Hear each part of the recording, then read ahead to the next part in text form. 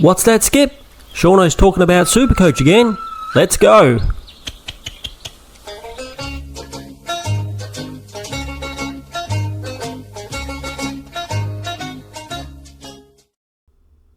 G'day everybody, it's Seano again and we're back for some more Supercoach content. Today we're going to be going through the trade targets and our potential trades for this week. We did go a little bit through who we were thinking about yesterday in our round 5 review video, so if you'd like to check that one out, please do. But I think since then our ideas have changed a little bit, so we thought we'd do another video and have a chat about what we're thinking. So let's get into it. Let's see. Let's undo what we did for the first place. All right. So here's how our team looked at the end of last week. So if we just sort things out a little bit first, this week we're thinking at the moment Essendon plays before Richmond. Essendon plays reasonably early. And in the end, we'll need to put somebody on the field here as well for the moment. So we'll do this for the moment. There we go. This will obviously change as we make our trades. So the trade targets this week. Let's talk about who we're targeting. I think there's several players. There's a few that everybody's probably aware of, and there's a few probably cheeky ones that maybe not everyone is thinking about. So if we go to the players, let's have a look. We can start off by who has the highest break evens. So Caden Cleary up the top there. He is probably my number one pick. I'm not too sure about job security. I think he's got Papley's position, and Papley is still at least 3 weeks away, according to the injuries list, which might have been updated today. Nope, hasn't been updated yet. So if we go all the way down to Sydney, and I believe that Papley is still... How long have they got him here? 6 to 8 weeks. So he's quite a while away. And Taylor Adams, I guess, is a chance to take that position too. And he's 3 to 5 weeks. So that's 2 weeks if this stays the same. And this is from last week, so it could be about 2 weeks. So when he comes back, will he be taking his position? I'm not sure. We need to take that into account. But I think for the moment, he's probably going to be... He's got the biggest break even. He's going to make some cash.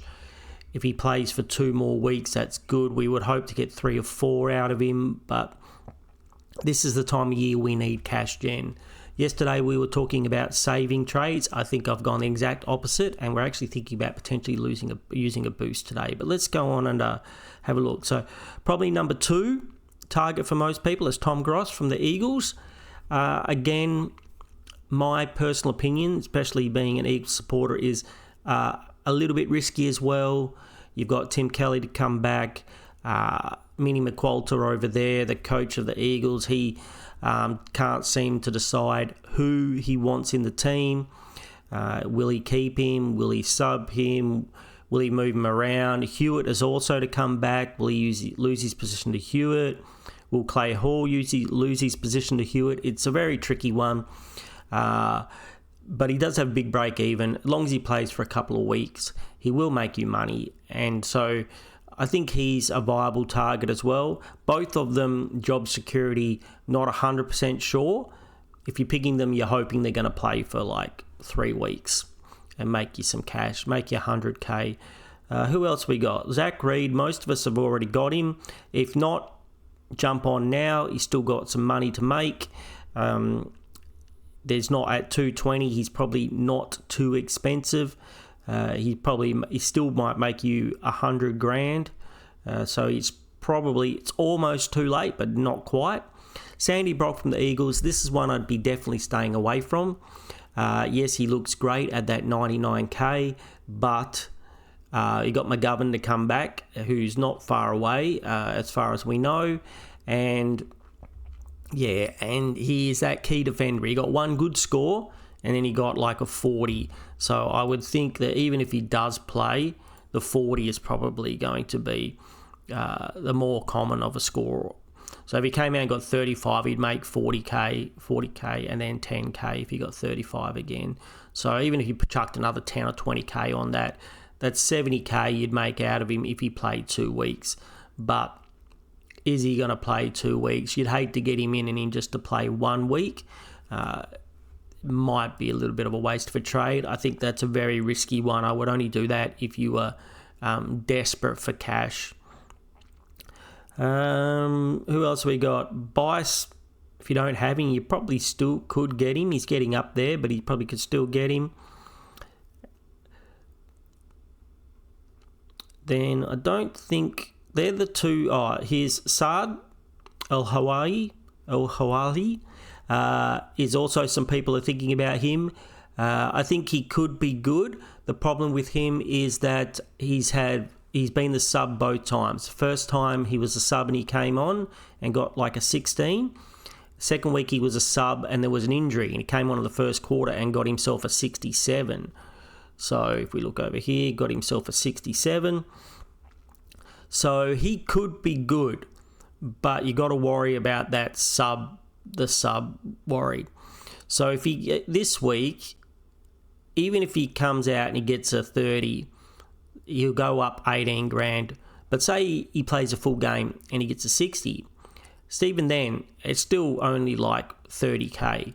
So you'll still be able to pick him up next week for like probably 150 or less. Unless he comes out and smashes an 80 or 100, you could probably get him for 150 or less. So you can always take a look at him this week, think about it, say, okay, he wasn't the sub, he started the game, played a full game, and you're happy with him, and get him next week. Get him in this week, I think it's a little bit risky, unless you were waited to, like, basically just before the game started, and then you were like, hey, he's named on the field, or he's not named as a sub, I'm going to go for it. But I think there is a really good chance that he will be the sub, considering he has been the last 2 weeks in a row. So that's something to be aware of. All right, who else have we got here? Crew. I think they're the ones that most people are looking at. Now, there are a couple of... Now, there's one other cheeky one that I'm looking at. Now, I have to give credit where credit is due. This is not my pick. This is comes from another content creator, Supercoach God. He's a bit of a legend and does some great videos, so make sure you check him out. Bit of a shout out to Supercoach God. He put me on to the Collingwood gentleman, the young Collingwood gentleman. Let's go to summaries. Let's just skip all of this and just put his name in.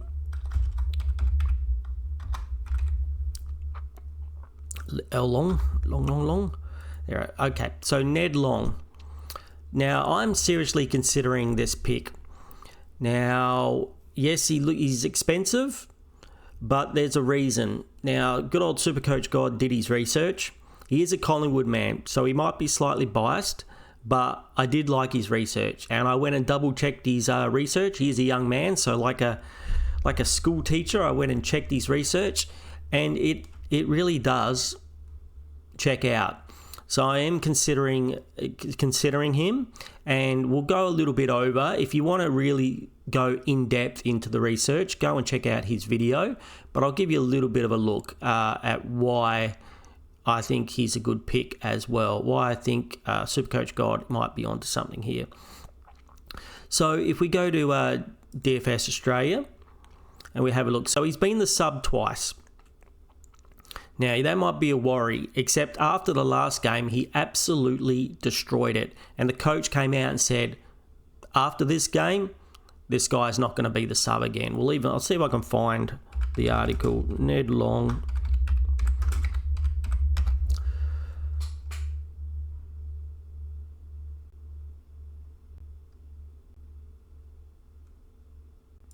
Yeah, here we go.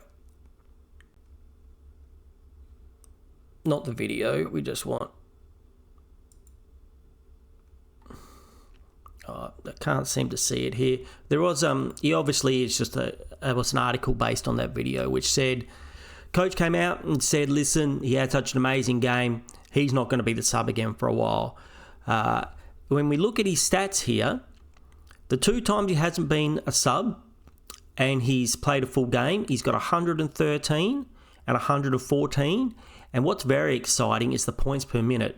1.23 in this game and 1.12. That's very good going. That's right up there with the top midfielders in the comp. And CBA 70% and 72%. Now, I had a quick look at the injury list. Jordan De Goey is coming back, which for a little bit, I wondered if that was a worry or not.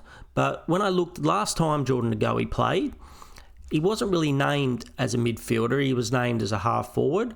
And according to our friend Supercoach God, Ned Long is only a midfielder. He's not going to play anywhere else. He's not going to play forward pocket or back. He's a midfielder, and that's exactly what he's going to do. And if you have a look at his heat maps, it kind of shows you that's exactly. He's right there in the guts. He's right in the guts both of these days. So that's both of his hundreds of heat maps where he played the full games. So who else is in the midfield there at good old Collingwood? Well, you have to admit they're a little bit old. They've got Dacos, obviously, who's killing it, doing very well. Why can't we just see what we want to see? Here's what we want. We want the CBAs and we want Collingwood. So if we have a look, so last week, Dacos got 88, obviously Cameron, who's the ruckman. Scott Pendlebury got 56%. So Pendles, he's a legend of the game, an absolute legend, but he is getting a little bit old, and so he's probably doing a little bit more of halfback things, running off halfback. So he only got 56%. Ned Long got 72%. Still Sidebottom, who has never really been a full-on midfielder. He's been more of that like high half-forward midfielder, goal sneak type of, high half-forward, runs into the midfield, helps out. This year has been playing a lot of midfield, almost predominantly midfield, a lot of games. So as you can see, 65, 56%. He is probably not going to take those CBAs away from him either. And if we look at last time when Jordan De Goey played in round 2, he only did 25% CBAs, and in round 4, he had 39% CBAs. So he's probably not going to take away CBAs when he comes back as well. So I'm thinking that if he's holding his position and he's going to play a full game, he's definitely going to play in the midfield. He's not going to get pushed out by anybody. And if he can replicate that points per minute, he's going to be a very good player. So that's kind of what I was thinking after watching Supercoach God's video. I was like, yeah, this guy has potential. Now, I know he's a little bit more expensive, but we did the same thing with Marek, right? Or Marriage, we got him in at about the same price, at about 280, and he's been pumping out 80s for us and doing exactly what we wanted him to do. Like, he's a safe on-field player that I'm hoping that will probably end up in the last position, and we can upgrade him in the, either in maybe the last position like F6 or, M8, and he can stay there until we need to upgrade him right at the end. Hopefully he gets enough, gets around this 80-ish each week to do that. And I'm thinking the same with Ned Long. Can Ned Long average a 90 as a midfielder? If he can average a 90, I think he's worth that 280. He'll still go up 100 or so grand. Let's have a look. I don't have the app which allows me to put in the projections, but I am pretty good at guesstimating. So at 60, a rule of thumb, it's not exact, but a rule of thumb is for every point, it's about $500 he will go up. So at 61, they're saying he's going to go up 14K. If he actually gets 81, that's another 20 points. Around about chuck another 10K on that. It'll be a few thousand out either way, but it gives you an idea, and you don't need to have that app. So if he gets 100, he'll go up by 20K. That's like 30K this week. And then if he gets another 100 again the next week, it's kind of harder to tell the week after, but he's probably still got some money to be made. You know, if he can get that 90 average, 80, 90 average, and then he's very viable on field for me. Like some of these rookies, they're up and down, even the ones we really like the Lindsays and the Davisons, the ones we really like, they're still up and down. And if I could get a player on the field that's going to get me a 90, I'd be very happy with that. So I'm definitely thinking about him as well. I think this is the time. I did say in the video yesterday, this is not the time for mid prices. I think he's on that borderline. I guess he is a mid pricer. If you had got him at his rookie price, he would have been a rookie, but I think he started at 200K. So he's already gone up 80,000. If you looked also, if we went back and had another look at his scores too. So he's got a 26 and a 57, in his both subs in his score rotation, in the 3 rotations. So if he comes up and gets like a 90, it really is going to jump. And so, the 2 games he played, full games, he got 113 and 114. Am I expecting him to get 100 every week? No. Buying him at this price, what would I like? I would like a minimum of an 80 each week. I think that justifies paying that extra price and not going for the bare bottom, one of those, the Cleary or the Gross, especially Gross, who I think could potentially get a 50 or a 40 or a 60, just like Clay Hall did this week for the Eagles. A lot of people got Clay Hall in the week before I dodged him.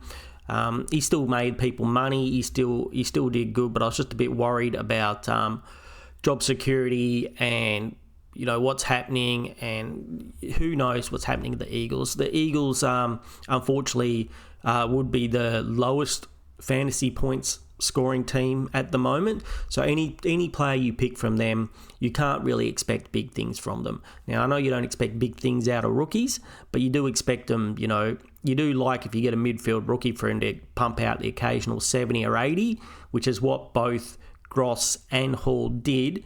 But I got a feeling I wouldn't be surprised if that's the only 80 they get. And I wouldn't be surprised if they were dropped or subbed at some point. Could be this week, could be 3 weeks, could be 5 weeks, could be not at all. You just really don't know what's going on. So that's my choices. And even after all of that, even Cleary, I think it's a bit, it's a bit murky on whether his job security as well. But I think this is the time to really go for it. It's time to start upgrading. Yesterday I was saying in the video that I was only going to do 1 trade.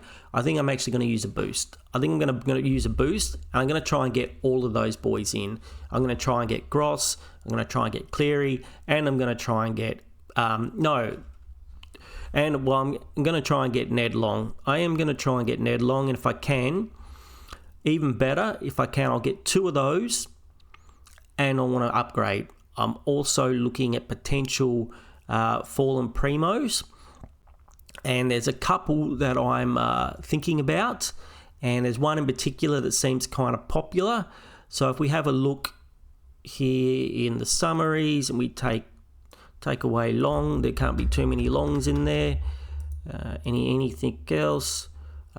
Take away Collingwood. All right, so fallen primos. So if we do put our filters, we don't want anyone. So we're going to say fallen. You got to be under 100, under 600. We're not going to pay over 600. And we want a midfielder. we want a midfielder. So who we got there under 600 who's a midfielder, who's been killing it? So number 1, George Hewitt. Yep, looking at George Hewitt, and I think he could be a good pick. If we look at his stats, he's been absolutely killing it. Season stats. So the first game he got a 94. That's his lowest score. 123, 126, 125, and 132.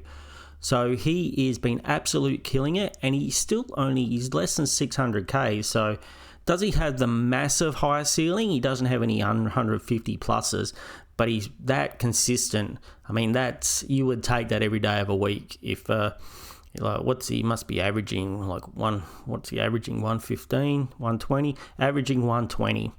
Last 3 rounds, averaging 127. So at 570, he seems like a reasonable option. It's not like Carlton don't have all their midfielders. They have everybody playing. So I think he's a reasonable pick. I mean, is he going to keep that up all season? I'd be surprised if he did. It's pretty hard to. But I think he's a reasonable pick. And he's only picked in 2% of teams. So he's definitely a pod. Definitely a point of difference. So we're considering him. The other one that we're considering is Nick Dacos. He's 584,000. Got 134 last week. We are still worried about teams going to be tagging him, but I believe he's had most of the hard tags that he's going to get for a while.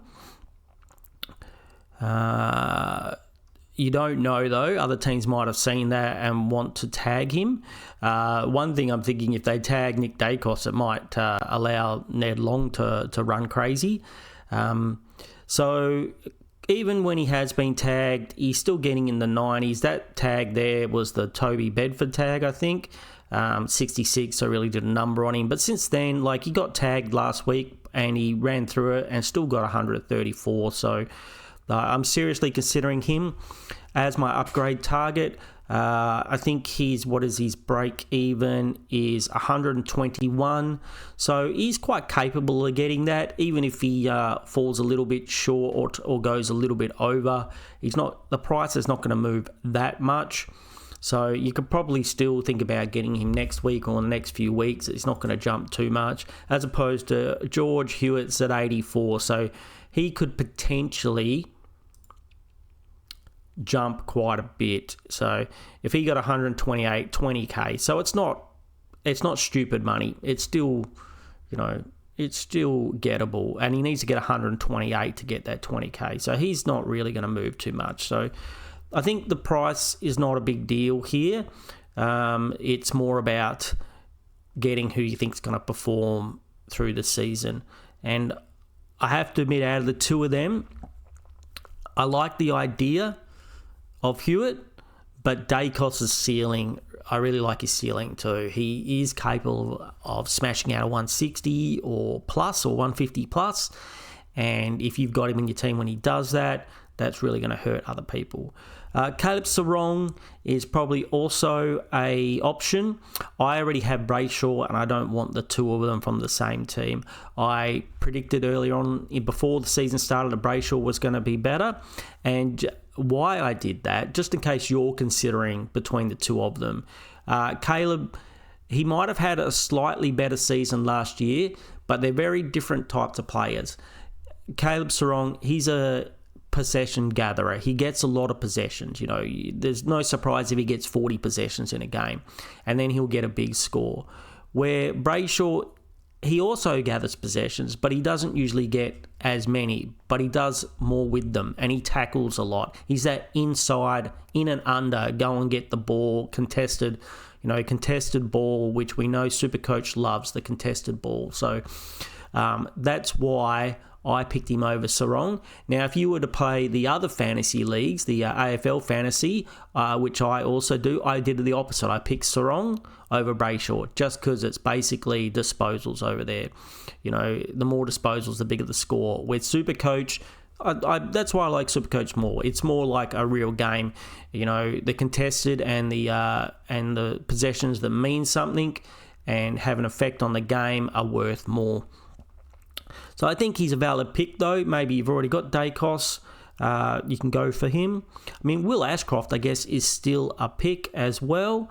He's been killing it. So I don't think... I think he's a bit cheaper than the others. You could potentially look at him.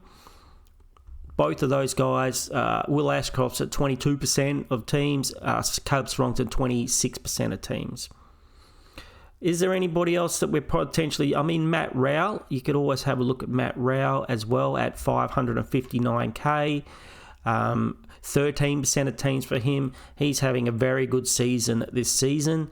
I have had him the last 2 seasons, and he's hurt me. He started off like this. Last year, I think he did the exact same thing. The first 2 games were 150, 150 and 150, and I bought him in, and then he got 70, and then he did okay, but he never regained that smashing, like, huge scores back to back to back. So I don't know, I'm a little bit worried that he might do that again, but I wouldn't be surprised, though, by the end of the season that you need him. You need him in the team. The Shees, if you want him, go for it. Sam Walsh, he kicked a few goals to get this score. I don't think it's a terrible pick, but I think he kicked a few goals. And Tom Green also could be in the top 8 forwards in the season, likes that contested ball like we were talking about. So he could be right up there as well. Noah Anderson, I think, is a very solid pick. He could easily be in the top 8 forwards at the end of the season. I don't know if Sarah's doing so well, I probably wouldn't say no to jumping on him now, but is he going to be the top 8? Maybe not.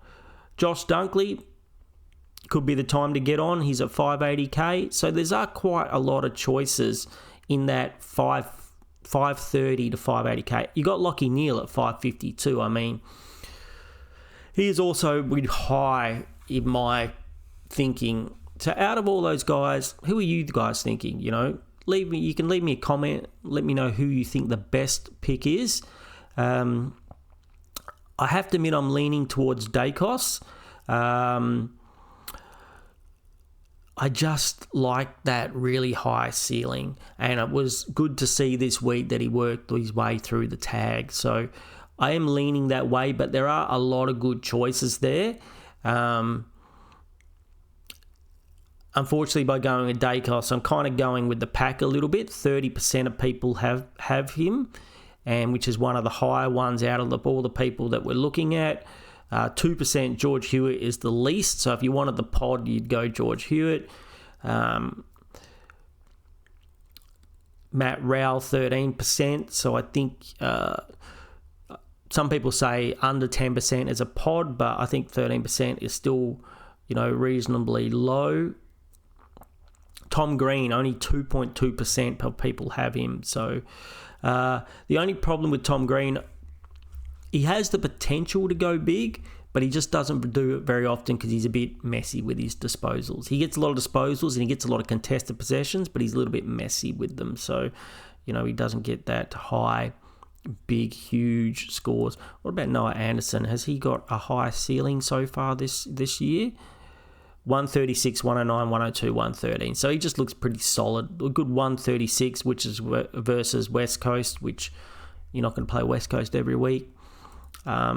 Just good, solid, steady, which, you're not going to complain about, as opposed to Josh Dunkley, who I believe he has got a huge ceiling. 173 in that first game, 117, 105, 114, 88. So you can't expect that 173 very often. It probably looks like about, 105 to 125, 135 probably is going to be the scores you're going to be expecting from him, which is not too bad. So let's have a look. They're the kind of targets. I think I've kind of decided that I think Dacos is the man. Dacos or Rowell are the ones that I'm probably considering the most. I save a little bit of money with Rowell. I know Rowell can go big if he wants to. 37, 136, 126. And He's got one more week, even if he gets 120, so you can always jump on him next week before his price starts heading up again. That 76 is, that 76 hurts him a little bit. Should we have a look and see why did he get 76 in that game? Just out of interest. Why? What happened? What happened in that game? And we'll do it up here as well. Did he get tagged? Was he just having a bad game? What's going on?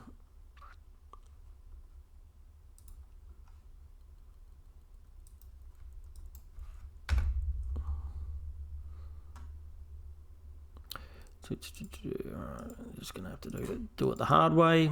There we go. Close. Son, Matt Rao. He was pretty clean with the ball last week, which is nice. And if you go to your view entire career, down here, you'll be able to see what little message it says. So the week he got 74, cop the Peatling tag. Okay, so he was tagged. 17 possessions, all right. So I'm surprised they're not tagging Noah Anderson, as he seems to be having slightly more consistent season. But yep, they chose to tag him, which is fair enough. So that's the reason he got the 76. What's Gold Coast's run like? Have they got any more taggers coming up? Have they got any more of the taggers coming up?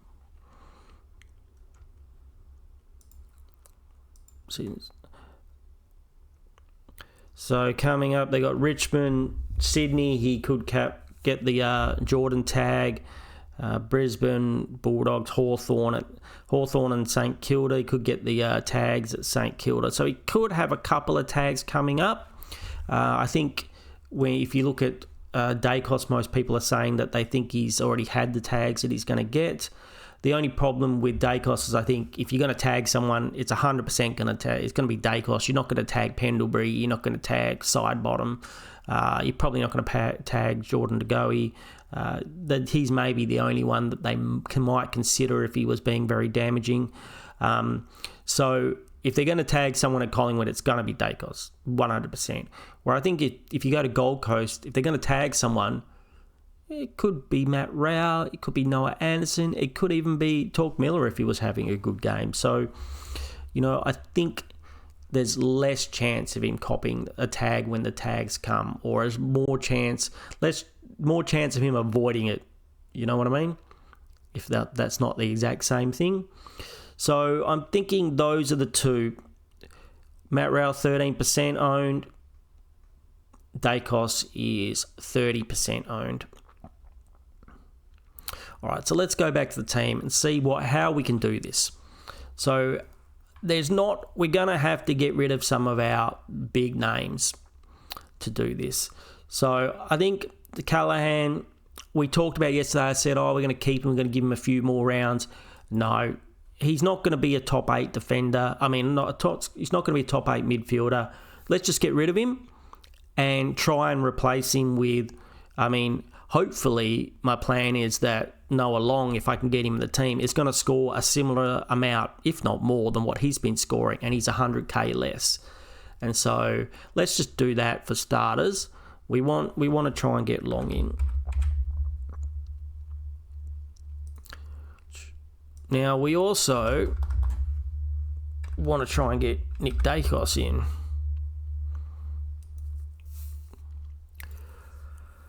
Now we also want to try and let's add a Cleary or Gross. I think I'm more tempted to go Cleary just because of how bad the Eagles are, and so we also want to get Cleary in as well. So if we do, it's clear that we want Cleary. Clear. There we go. It's so now we need to find 510k somewhere from our rookies.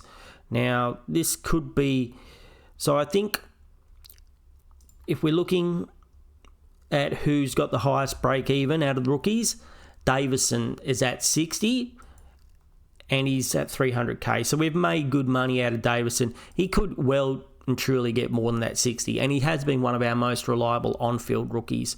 But it's time to upgrade. I think I was a little worried. I was like trying to save trades yesterday. Now I'm like, no, I want to get my best team on the field. If I have to use my boosts, I'm going to. This will be my third boost if I use it this week.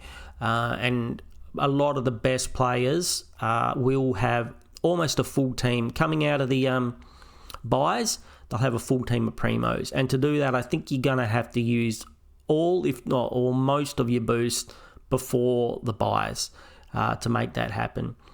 So let's say we get rid of Davison as well.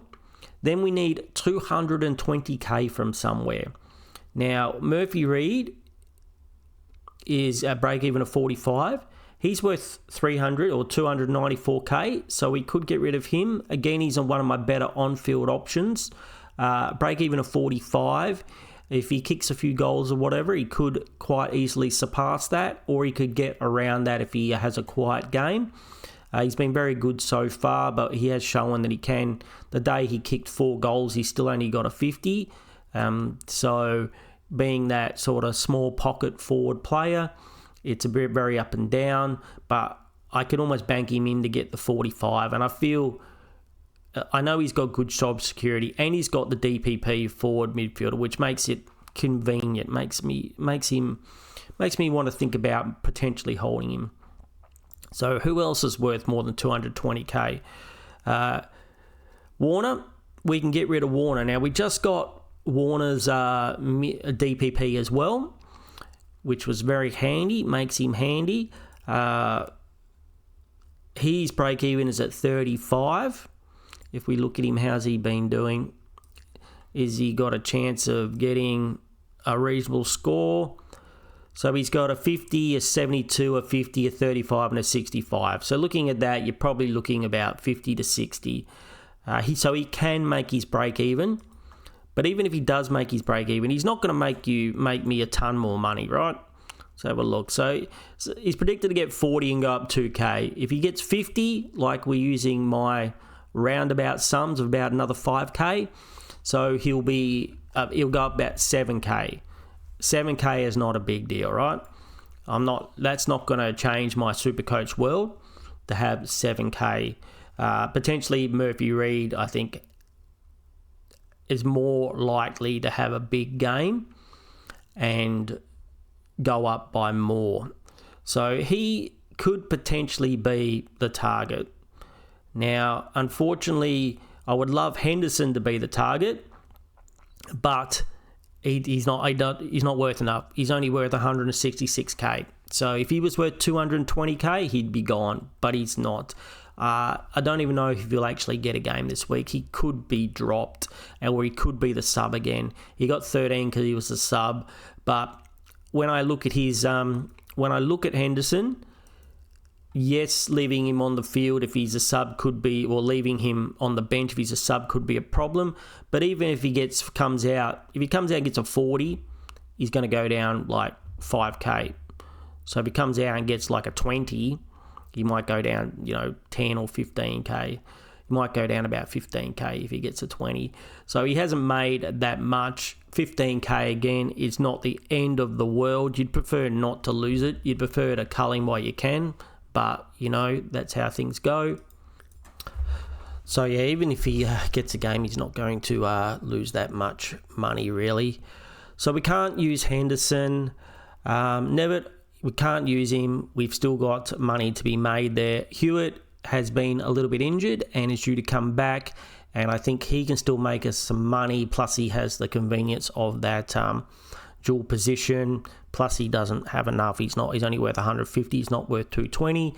We don't want to get rid of Ashcroft just yet. He's got money to make, and I think he's a viable on-field for either the forward line, especially the forward line like F6 for a while.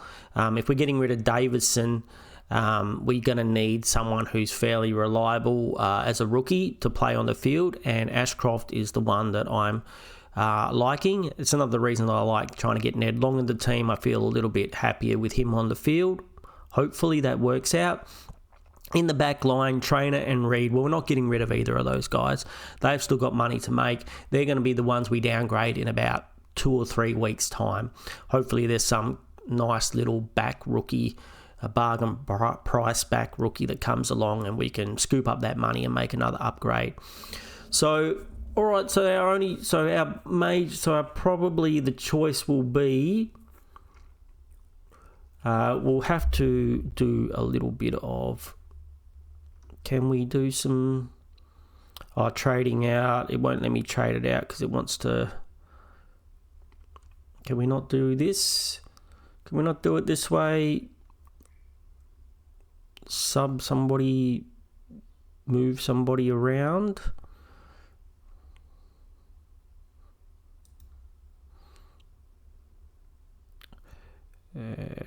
Warner and all right, we're going to go back and do it where we swap people around. So Dave, is that going to work? Nope. All right, let's just go and do them one by one, and then we'll be able to, I'm sure we can get it done.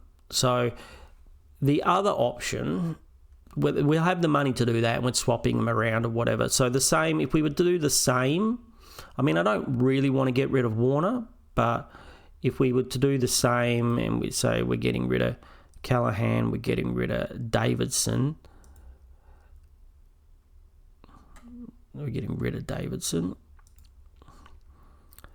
And we're getting rid of, who was the other one that Warner. So if we put him up here as well, then I think this is gonna work now. I think this is going to work. We get rid of Warner. So now let's try it. So we're going to buy in.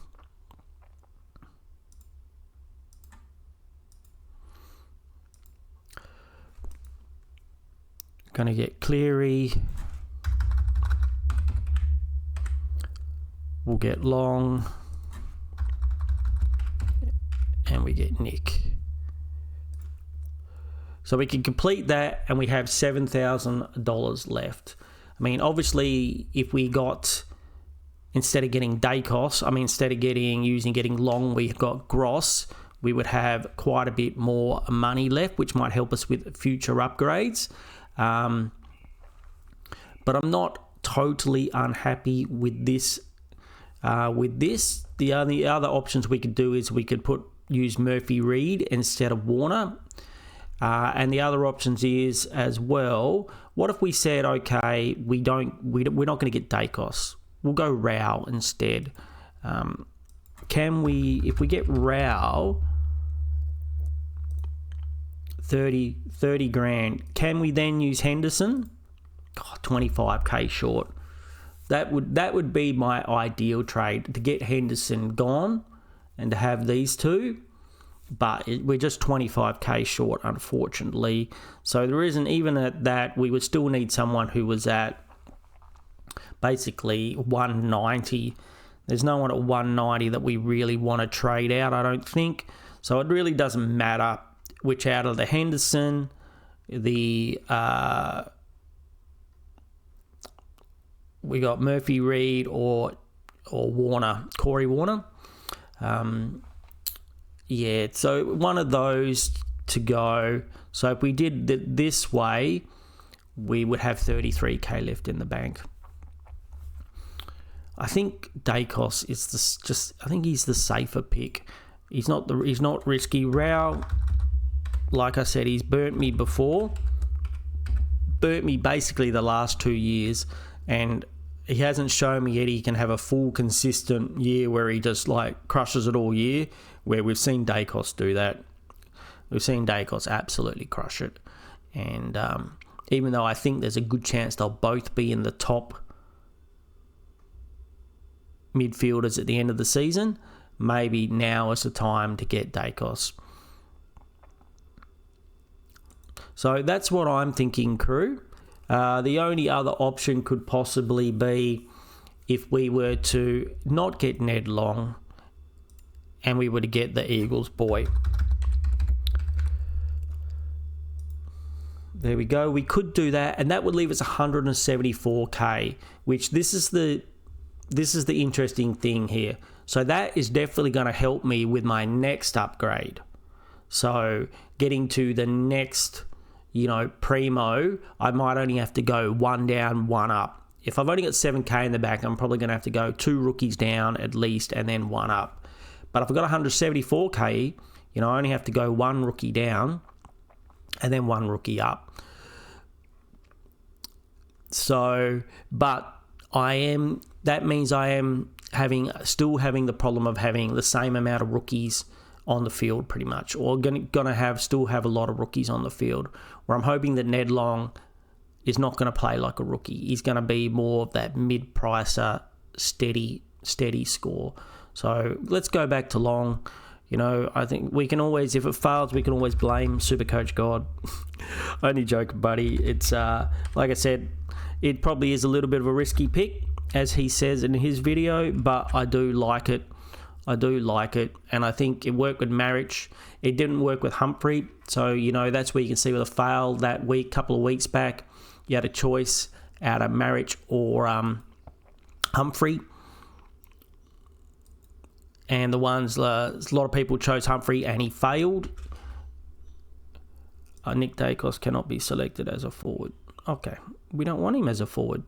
All right, so it's going to make us do it all individual, but I know we can get it done because we've tried it. So if we trade you for Cleary,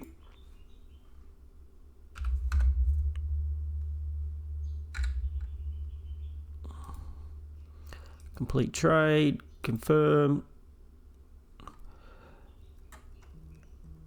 and then we're going to put Davison up here, and we should just be able to go trade, and then we should be able to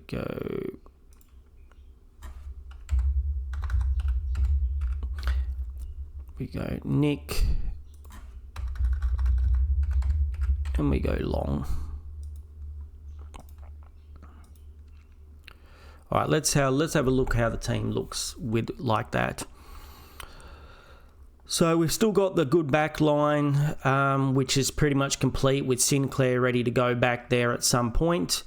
At the moment, we've got Sinclair, Brayshaw, Dacos, Oliver, Marich, and Ned Long. So with those two, I'm thinking of these guys not as rookies, more of, mid-prices that potentially Long could be in this position right to the end of the season, and Marich could be in this position right to the end of the season, until being the last upgrades. Not so much the end of the season, but the last upgrade that you do,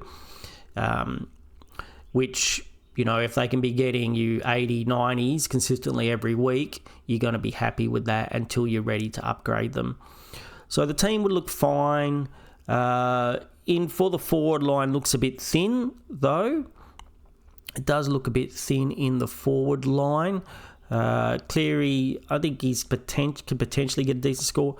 Murphy Reid, is it better to have someone like a Nevitt ready to go? Bice's in the flex. So this is the only we are getting a rookie like Davison not being in the forward line anymore worries me a little bit. Like Murphy Reid could come out and get a 30. It is possible. Forward pocket player. Cleary could come out and get a 50. But having Nick Dacos there over Finn Callahan, if he comes and gets a 150, it might make up for that. It might make up for if those guys go low. So still, how many rookies does that leave me on the field, crew? It leaves me 1, 2, 3, 4. We're not going to count these guys as rookies. We're going to count them as mid-prices. 1, 2, 3, 4, 5. So that's 5 upgrades that we have to do. And to do an upgrade in the way of trades, so that leaves us, we've got 27 trades left. So normally how many upgrades you want to do, you times it by 3 to get your primos in. So 5 times 3, that's 15. And then if we count these 2 boys, as we're going to want, because we're going to want to upgrade these 2 boys at some point for sure. So then another 3 each. So the 21 trades will need to upgrade, just to upgrade our team fully. And that would leave us 6 trades for disasters and injuries, which is probably not enough. Probably traded a few too many times early on with the Horn Francises and the trading out Horn Francis, trading out Pal Pepper, and trading out Rosie were probably all mistakes that I didn't have to do. I mean, Rosie is actually another option to bring into the midfield. I can't bear to do it because I just got rid of him, but he's only 500k. He's actually, and he's probably the cheapest he's going to be. Let's have a look. There's actually 2 other people that we didn't talk about. Rosie is one that I don't mind if you were thinking about picking him this week. If you think he's going to keep that role, that back role that he had last week, then that's awesome.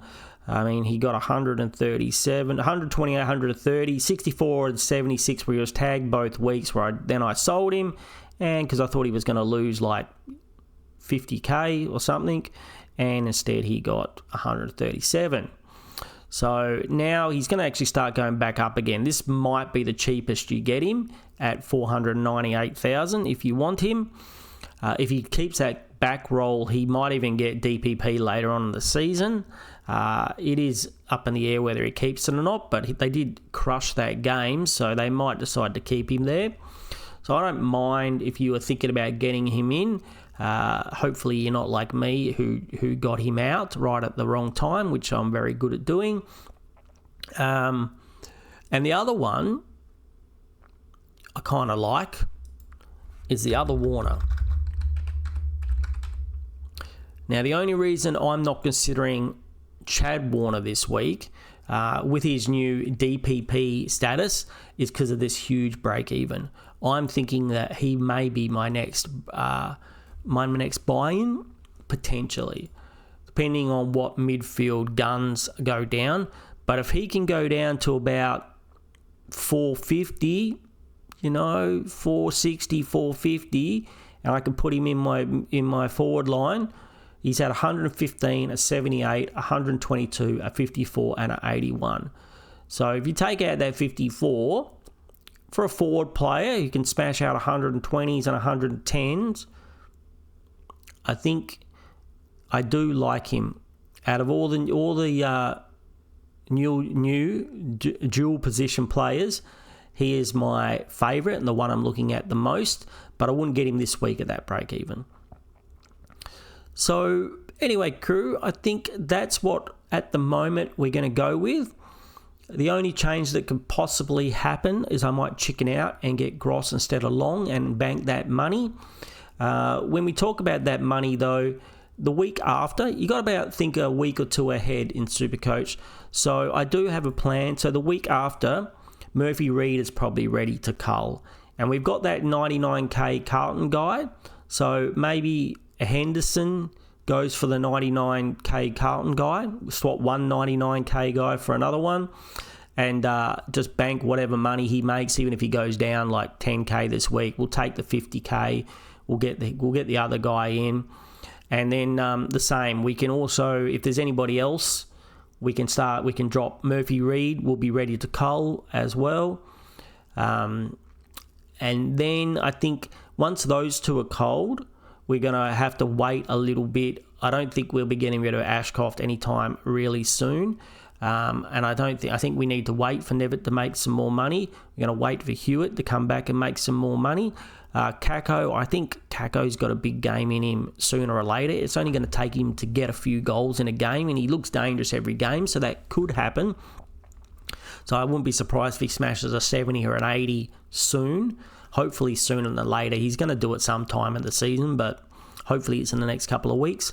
Connor Stone is not making any money. He is making a nice little option here to go from the forward to the back line to get Patton, basically, who's not playing at the moment. He allows me to loophole either in the back line or in the forward line. At the moment, it probably seems more valuable with how these defenders are playing to have him in the back line and try and loophole him. If Reid has a big game this week, I'll get him on. So it gives me that flexibility to do it in both lines. Plus, if he ever plays again, he does have a break even of -30. So if by some chance he comes back into the team, he will make me some money. It only gives me really him, Hewitt and Boyd are my 3 non-playing rookies who aren't making me any cash. Hewitt should come back at some point, probably in the best 22. Patton, don't think he is in the best team, but he's giving me a viability, and everybody has Boyd, so we're all praying that Boyd comes back and plays a game at some point and makes us some money. Connor Stone, unfortunately, is the slowest burn ever, but he's there and he allows me to swap at the back and the forward. He plays in the back line, even though he's in the forwards, but he still can't seem to get a decent score. I think, has he even got a 40? He actually got a 64. His first score was his highest score. So if he could do that a couple of weeks in a row, I mean, that's his highest score. That's be 42, 46, 29, 39. So about 40 seems to be right about where he's at, which doesn't help us very much. But if he could get a spike of a 60 or a 70 while he's helping me out, that would be nice. Anyway, crew, I think that's enough for today. Thanks very much for watching my video. Give me that thumbs up and hit that subscribe button. Really appreciate it. Really helps me out. Really thank everyone who's watching. I know I'm a bit new to doing Supercoach videos, but I'm getting a great response. Would love you guys to leave a comment. Tell me who you're trading in. Do you think I'm crazy for doing Ned Long? Do you think I'm going to be yelling at Supercoach God next week and complaining about how Ned Long got a 50 or he got subbed or something like that? Whatever you want, just leave me a comment, even if it's just a smiley face. Hope everyone has an awesome day and an awesome week, and I'll talk to you all soon. Take it away, Skip.